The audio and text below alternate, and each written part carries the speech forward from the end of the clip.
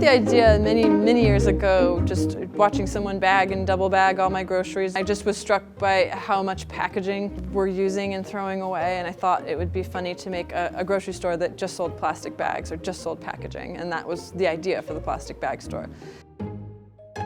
We collected most of this plastic from New York City, trash and waste stream. We had to figure out how to make it look like fruit, to make it look like icing on the cake, to sculpt meat patties.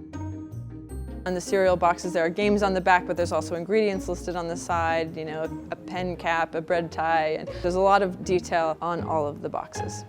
Make it look like a real grocery store. We wanted it to be a kind of familiar space, and so we've made a lot of puns based on very familiar grocery store items. After seeing the installation and coming to the show, people's reaction tends to be that they are both delighted and horrified.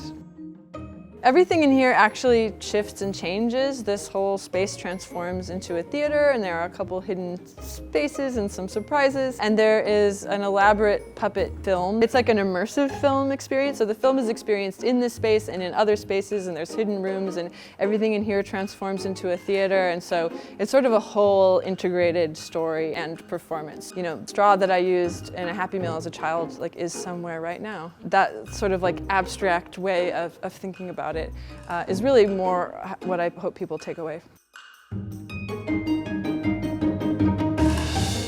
When you walk inside the plastic bag store, it feels like a regular grocery store, and I think the next time you go into a regular grocery store, it might feel a little bit like the plastic bag store.